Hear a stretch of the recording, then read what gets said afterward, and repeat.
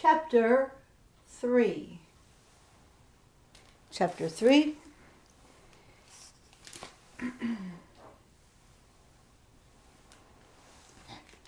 I'm literally going to catch pneumonia and die.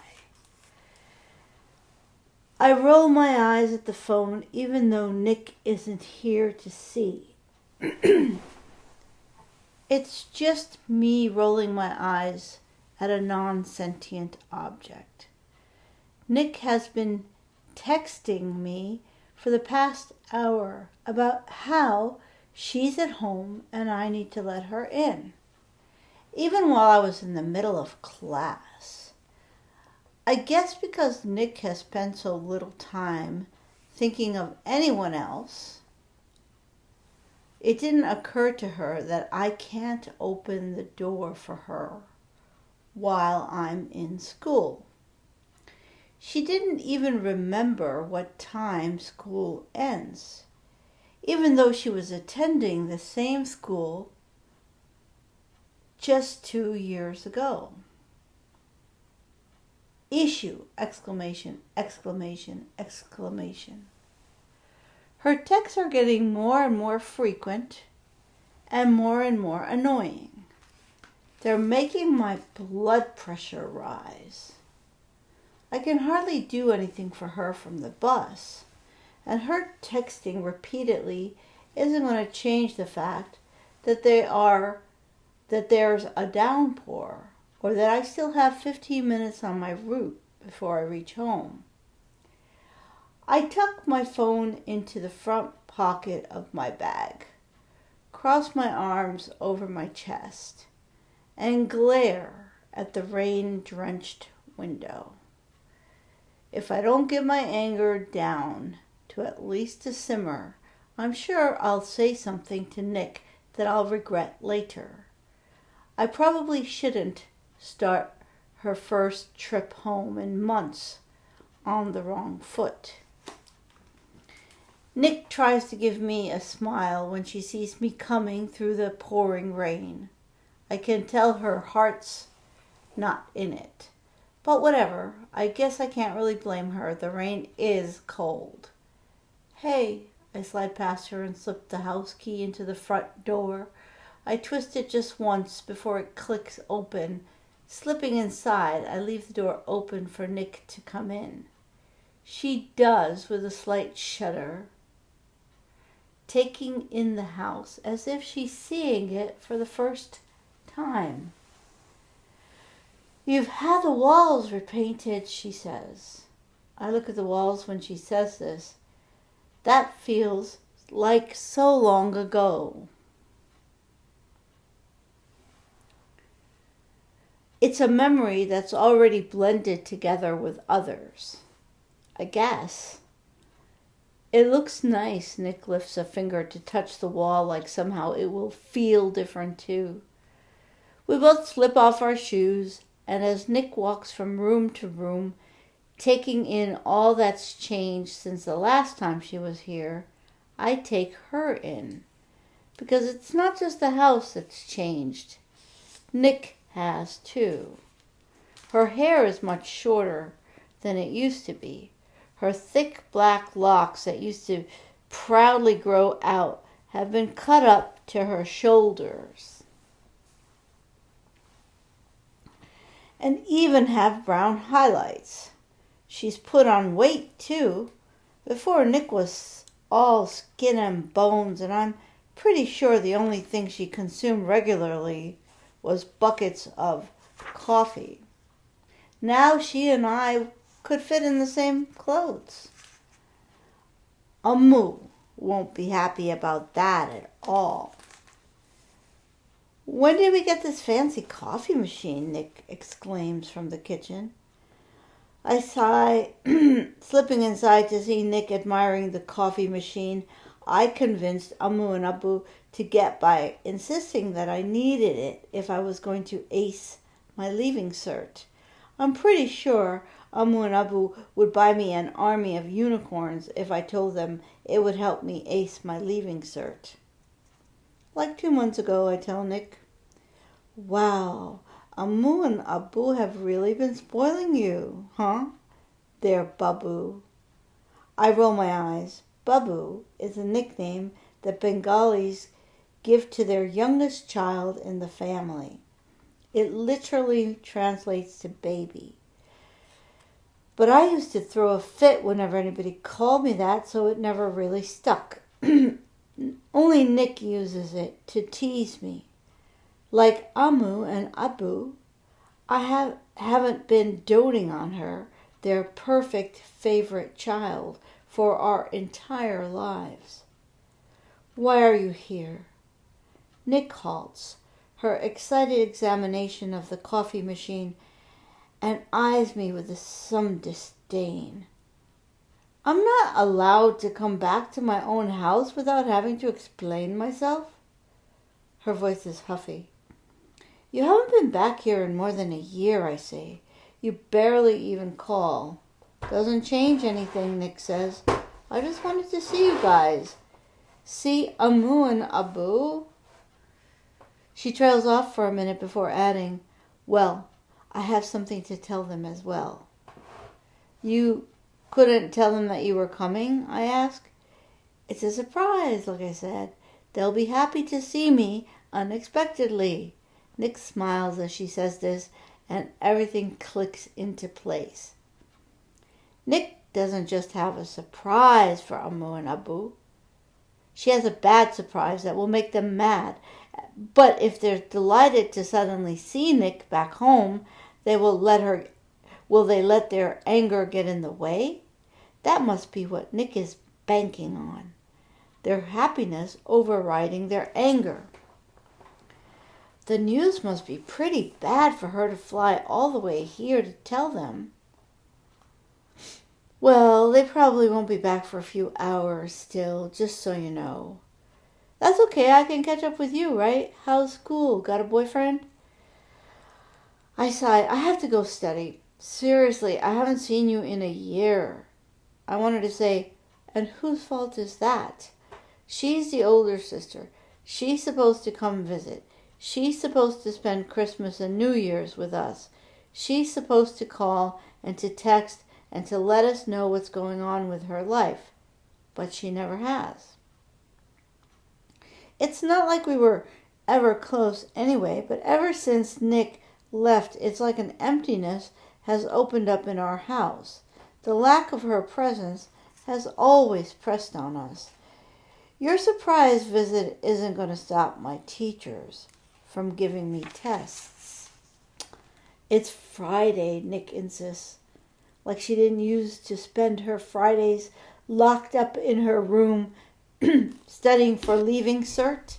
You don't get into UCL by taking time off, studying whenever you feel like it. I sigh. You know what will make Ammu and Abu even happier to see you? Nick's face brightens at the question. What? If they come home to a home-cooked meal prepared by their two daughters. By the time Abu and Ammu come home, Nick and I have managed to cook a pot of biryani. Neither of us are exactly skilled chefs, but with the help of a packet of shan masala, we managed to make something halfway decent. Something Ammu and Abu will definitely appreciate. When the click of the door sounds, a shadow passes over Nick's face. It's only there for a moment, and then she's pasting the kind of smile on her face she reserves for our parents, the one that tells them she's the star daughter. I finish setting the table while Nick goes to greet my parents. While I set the plates and pour the water, I can hear the squeals of delight Ammu and Abu let out at the sight of Nick. What are you doing here? Ammu's voice is brighter than I've heard it in a long time. You didn't call. It was a surprise. Nick is unexpectedly stoic in her response. Come in the kitchen. Ishu and I cooked you dinner. Abu catches my eye as soon as he steps into the kitchen. Ishu, you knew Nikita was coming and you didn't say? I shrug. She just called me yesterday. She said she wanted to surprise you.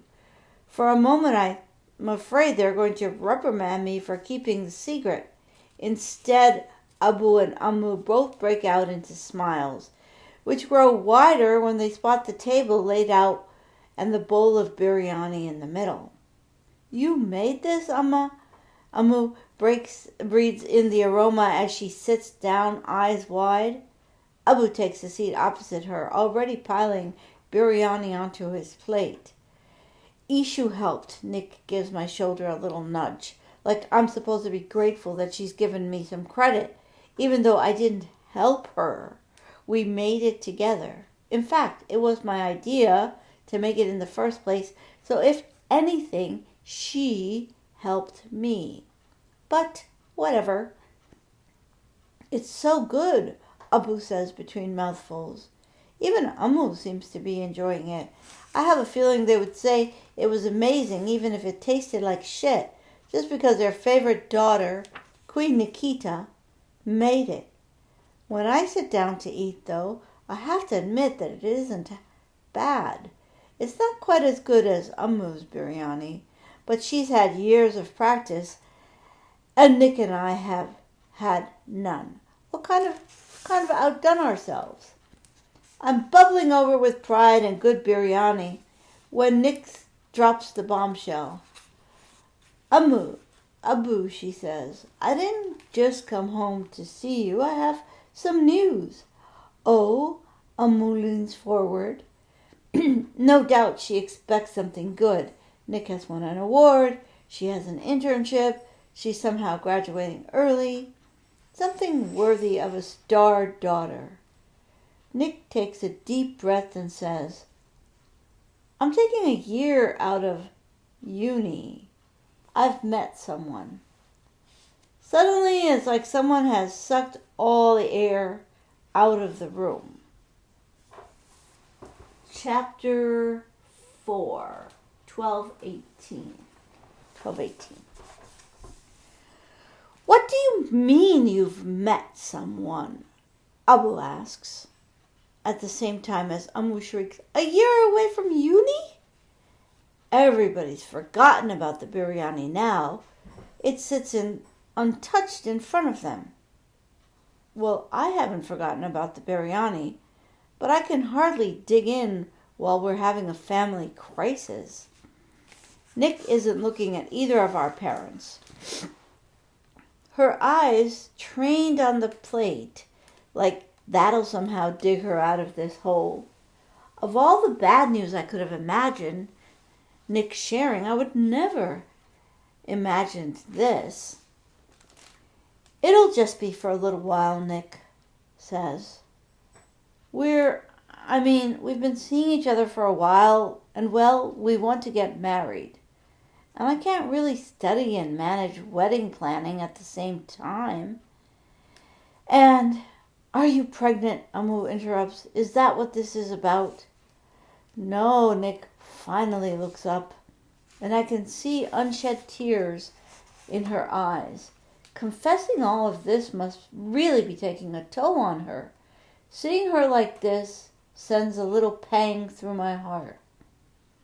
I don't think I've ever seen Nick cry before. Maybe when we were kids, but not in years and years. Nick is made of stone. Nick is invincible. At least that's what I used to think.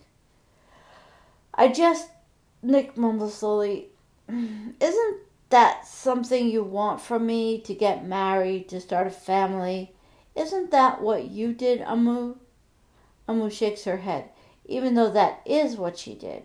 She got married just before her final year of university, barely pulling it together to scrape a pass in her final exams. She's only ever used her degree to help Abu with his grocery shop, and never to find a job that's all her own. She always wanted more from us. Both Ammu and Abu always have. Not yet, Ammu says. You're at UCL. Nikita, you're studying medicine. This is your dream. You can't give it up for some man who obviously doesn't want you to achieve your dreams if he's asking you to take time off. He's not asking me Nick's voice is firm now. I'm the one who wants to take time off. I need it for myself. For us. We're getting married. It's a big commitment. It's a lot. And taking time off, it's not forever. Just a year, and then I'll go back. It'll be like I was never gone. I promise. There's a whine in her voice, as if she's a child asking her parents for a birthday present, not an adult who is apparently about to get married. Shit, Nick is about to get married. Who is this guy? Abu demands. Some Londoner? Nick shakes her head. His name is Rakesh. He's Indian too. He graduated with his engineering degree last year. I look to Abu and Ammu. Surely an Indian engineer will make them satisfied, if not happy. You can't really ask for much more, can you? Nick chose the kind of guy Abu and Ammu would have chosen for her. Still, my parents are wearing twin expressions of disgust. Like Nick has just told them she was planning to marry a shada guy with no prospects. I can't believe after everything we've done to make sure you get into a good university, to make sure you get the best education, Abu trails off, shaking his head. He stands, his chair scraping loudly against the tiles of the kitchen floor. For a moment he looks at Nick like he has more to say before turning around and storming up the stairs. Ammu follows after him a minute later. Nick just sits in her chair, silent tears sliding down her cheeks. I don't know what to say or do. How could Nick be so foolish? How could she come here after months and months and declare that she's going to leave uni to get married? Why would she leave uni to get married?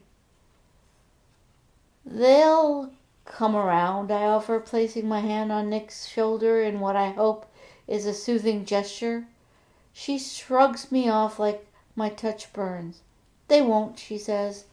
God, I don't know why I thought there was even a chance they'd understand. It's big news, I say defensively. You can't really blame them for being angry. You've worked so hard to get into UCL. To throw that away? I'm not, Nick exclaims. I said I'd go back and finish the degree. Just right now it's not a good time. I need time. It sounds more like she's trying to convince herself than me. Can't you marry him and finish off the year? I ask. I mean, it's just a wedding. I can't, Nick voices stone. You would not understand. You've never... She shakes her head like even trying to explain is beyond her. I should go. Rakesh got us a hotel room in town. He's here? Yeah, I thought I would introduce him, but maybe not. I don't know. I have to think about it. Can you... She finally turns to me, her eyes wide and pleading. It's an expression I've never seen on my sister before. Try to persuade them that I'm doing the right thing. How can I, when I know she's definitely doing the wrong thing? But how can I deny her when she's just been crying? Sure, I'll try, I promise, half-heartedly. It's enough for Nick, because she actually smiles.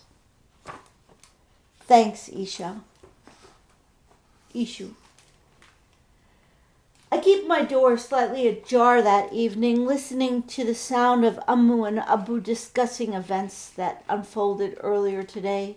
They're always so sure that I'm busy with my studies, so used to my quiet self that they would never imagine I could be listening or even paying attention.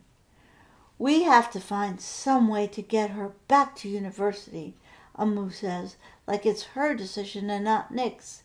I'm sure my parents could find a way to convince Nick to go back. They're pretty persuasive. I'll talk to her one-on-one. She's young. She's just caught up in this idea of being in love. Abu sounds convinced. It'll be okay. What if it's not? Amu's voice is desperate. What are you going to do if you can't convince her? We've spent our entire lives trying to make those two into human beings, and now Nick will go back to university and finish her degree and become a doctor.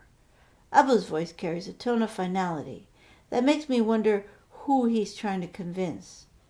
And Ishu, she's doing fine. She's on the right path, right? I sit up, nearly dropping the math book I was pretending to study. We thought Nick was on the right path too, Amu sighs. Like Nick's decision to take a year away from university is somehow contagious. Nick was always so on track. I don't understand what could have happened. I'm going to call her and figure things. I close the door to my room as softly as Amu and Abu continue trying to solve the Nick problem. Setting my book down on the desk, I slump down in my seat, not sure what to think. I always thought that if I kept my head down and studied and did my best and went to the best university, I could also study medicine, and Abu and Amu would be proud of me. This is what we've been working for my whole life. Not just me, but them too. They moved us here to this country to have a better life. To have a shot at all of the things that they didn't have a shot at. Now, just because Nick is a screw-up, that suddenly means that I might be too? My parents have always seen us as a unit, though Nick and I have little in common. Now I realize that they had just 2 shots at getting it exactly right, and since Nick is screwing up her shot, I have to show them that I'm willing to do whatever it takes. I just have to figure out a way to prove it. Chapter 5, Hani, 22-28. I don't know why, but Ishita and her puckered up angry face follow me. Chapter 5, Hani. I don't know why Ishita and her puckered up angry face follow me all the way to the cinema. If Aisling and Dee find it strange that I hardly say a word on the bus, they don't say anything. They're too busy exchanging glances and giggling together. This is usually how things go when I'm fifth wheel at their dates. When we get to the cinema, we're greeted by Aisling and Dee's boyfriends. Aisling's Barry and Dee's Combe. And there's a third boy there too, a boy I've never met before. This is Fionn, Barry introduces him with a grin. From the way Dee and Aisling glance at me with bright eyes and smug smiles, I know this is some sort of a setup. I groan inwardly, even while putting on a smile outwardly. Hey, Fionn. Fionn has dirty blonde hair, pale white skin, and electric blue eyes. Even though he's half a head taller than me, he slouches in a way that makes him look shorter. Definitely not my type. I know it even more when Aisling and Dee pair off with their significant others and I'm left to shuffle next to Fionn, who mumbles things about school and exams and how his favorite film is Midnight in Paris because Woody Allen is a genius director. I have to physically stop myself from both rolling my eyes back into my head and running away from the movie theater. Instead, I clamp my hands together and say, wow, interesting. Like I'm really interested in hearing about films by pedophile directors. I keep looking over at Aisling and Dee during the film, trying to catch one of their eyes to say, get me out of here, please. But they're too busy sucking faces with their boyfriends to notice. At one point, Fionn even tries to slip his fingers into mine. That's the point where I leap up and announce, "Bathroom," under my breath and rush out. "Well, what did you think of Fionn?" Aisling asks after the film is over and I've told them, insisted that I need to go home. Thankfully, they didn't let me go off on my own, even though I know they'd rather spend more time shifting their boyfriends. It's a cool and clear night, so the walk to this bus stop is actually pleasant, except for all the talk of Fionn. "Seems like you two were chattering away for the entire film," Dee adds. I smile tightly, not sure how to break the news to them. Fionn was definitely chattering away during the whole film, so much so that I barely have any idea what the movie is about. "He's okay," I mumble. "Just okay?" Dee asks. "I thought he seemed really nice." "He's one of Colm's best friends, you know." That's funny, considering Colm and Dee have been dating for a whole year, and I've never heard of or seen Fionn before. "I don't think we really clicked," I said. I mean, we didn't have much in common. I don't know." "He seemed to fancy you," Aisling smiles. "You can say it if you fancy him too. You know," she nudges me with her shoulder, like I'm just being too shy to confess my feelings for him or something. "Was this supposed to be a setup?" I asked, because I don't really appreciate that. Aisling rolls her eyes now, while Dee casts me a nervous glance. "Come on, Myra," Aisling says, like I'm being unreasonable for not wanting to have a random setup with a random white guy sprung on me. "Fionn is well fit, and you haven't had a boyfriend in ages." "Is it because you're Muslim?" Dee asks in a low voice. "Your parents will disown you or something if they hear you've been on a date with a boy?" I bite back a retort that I know will cause tension and instead heave a sigh. "No, my parents wouldn't mind. It's just, I can't even remember the last time I've been into a guy like that. Right now, all men seem overwhelmingly unattractive, except the ones on the Netflix shows I watch. Sometimes I think maybe I like guys more as a concept than a reality, and girls more as a reality than a concept. I've spent the better part of last year trying to figure out how to say that to Dee and Aisling.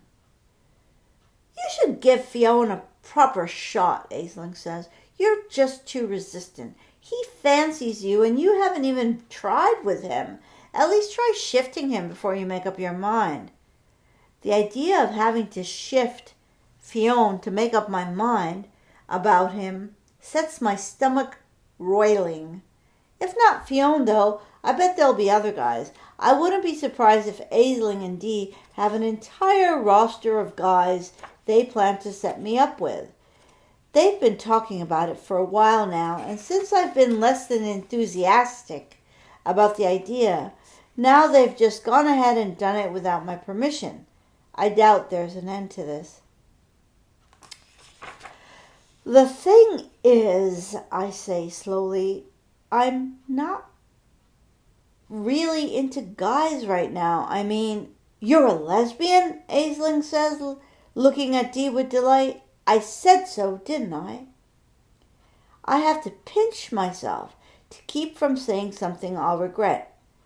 "I'm bisexual," I say. "And I mean, I don't know. I guess I don't really find boys all that appealing right now." Does that make sense? "No," Aisling says at the same time that Dee nods and says, "I guess." They exchange a glance, and I'm not sure what exactly it means. Then Dee sighs and says, "Hey, I'm sorry we flung the whole Fionn thing on you without asking. We didn't know you were bisexual. Just, we thought, I know I'm not mad or anything, even though I am a little bit mad. I just don't really want to do the dating thing right now, you know." Aisling sighs. So why say you're bisexual instead of just that?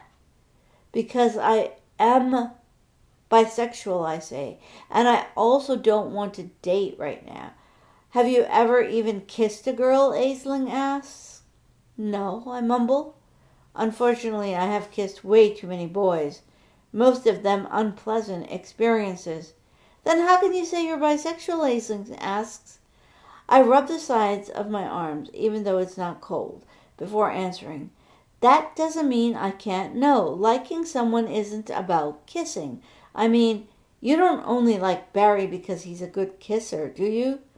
Aisling shrugs, like maybe she does. I feel a little bit bad for Barry then, even though I barely like him. Dee stares at the ground instead of looking up at either of us. I'm not sure whose side she's on here, though it seems she isn't on mine because she's letting Aisling just go on and on. I just don't know how you can turn down guys like Fionn when you don't even know how you feel about girls, and when you've kissed plenty of guys who aren't even as fit as him. She says this as if Fionn is some great catch, like he didn't spend half the film worshipping Woody Allen. I do know how I feel about girls, I insist, because that seems like it holds more weight than the Fionn thing. He's just some guy at the end of the day. If it wasn't him, it would be another guy, though ideally someone with less problematic taste in film directors. Aisling rolls her eyes, looking like she definitely doesn't believe me, but she doesn't say anything else for a few minutes.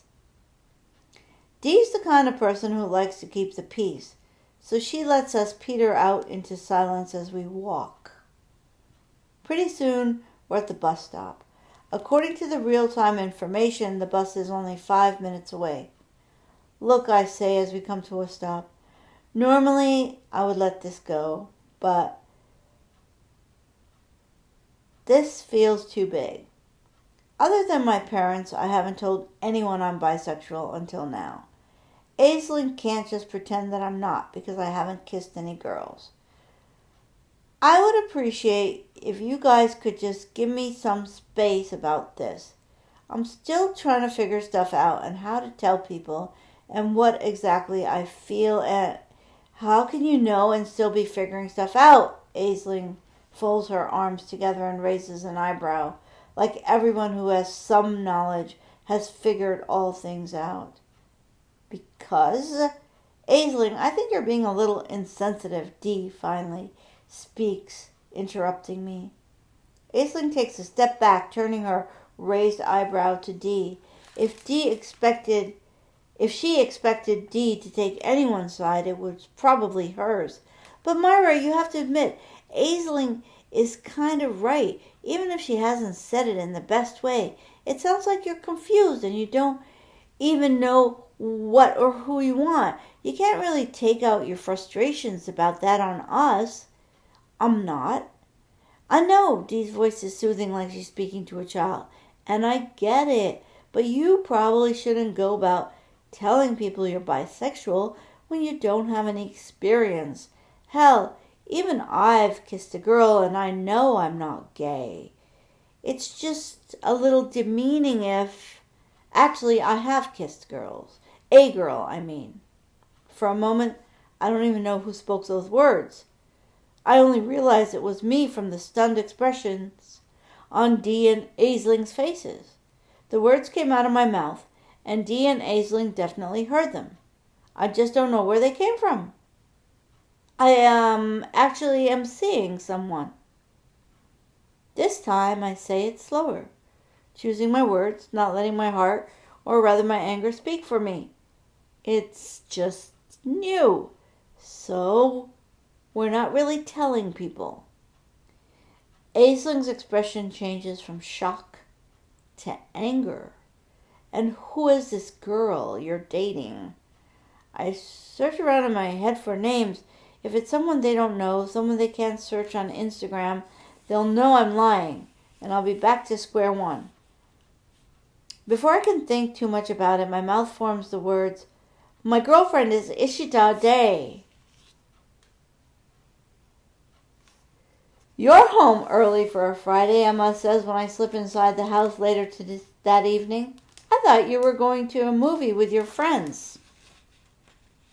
I did. I wasn't feeling great, so I came home.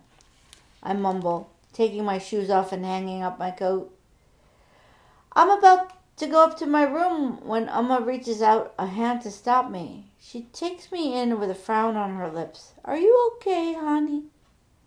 Coming home to my mother's voice saying honey after a whole day of being called Myra always feels strange, like stepping out of a skin that belongs to me but doesn't quite fit.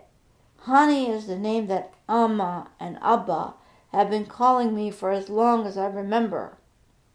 It's a name that feels like me. Humaira is just the name on my passport, my birth certificate, the name given to people who aren't really family, who aren't Bengali. And Myra, that's just what Aisling decided to call me on the first day we met in junior infants. And it stuck. I'm okay, Amma, I say. Did you get into a fight with your friends? I don't know how she knows. It must be a mom sense thing. I'll make us some cha, and we'll talk about it. This is something Amma and I do sometimes. When she's feeling down or I'm feeling down, we make cha, and we sit in a bed under the covers and talk about what's bothering us. So sometimes about nothing much really. Okay, I say, let's have some cha. After changing into our PJs, Amma and I get into my bed with warm cha in our hands. Abba is already sound asleep since he has a meeting early in the morning and has to be up at the crack of dawn. He's been working so hard to be elected counselor that I feel like I hardly see him. So, are we talking about it or are we not talking about it? Amma asks, sipping her tea with one hand and wrapping her other arm around me. Because we can just drink cha in silence if you want.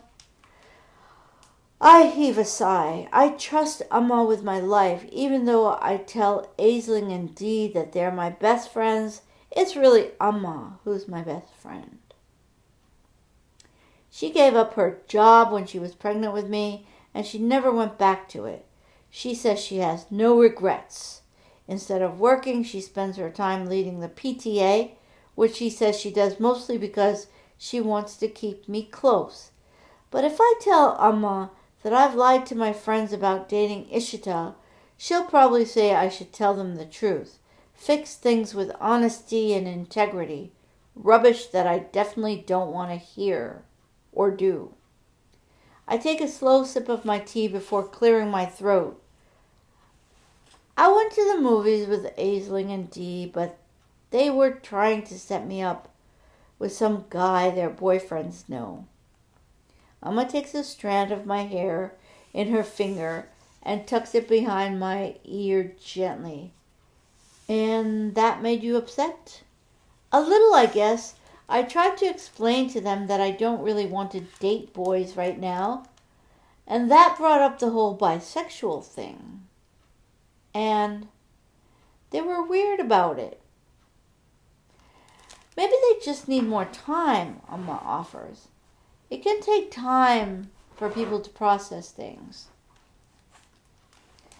You and Abba didn't need time to process. You hugged me and told me that you loved me and were proud of me and... Oh, we did need time to process, honey, Amma says slowly. We just processed on our own, not in front of you. So you were upset when I told you? They were so accepting, like they had never expected me to be anything but bisexual. I never imagined that's how things would go for us. We weren't upset, but we had to change our perceptions a little bit. What does that mean? It means that we had these ideas in our heads about how things would look for you, for us, down the line, and we had to shift those ideas and make room for new ones. Like instead of a husband sometime in the future, I might have a wife, I asked. Yeah, things like that. And about how we would deal with telling other family members, how they might react. But we wanted to deal with that ourselves, process it all with each other so you didn't have to worry about it. I never imagined that Amma and Abba had to go off and have conversations about these things, that they would be affected by my coming out in our community and with our family. We could process on our own time because we're adults and we have 3 kids. You know how things work now. Your friends might need a little more time to figure these things out. Just give them time and space. They'll come around. Okay, I nod. After all, if my slightly conservative Bengali Muslim parents can get on board with my bisexuality with very few questions asked, why couldn't my white Irish friends? And that brings us to chapter 6. Issue. Saturday morning. I wake up to a loud ping from my phone. Continued in the next video.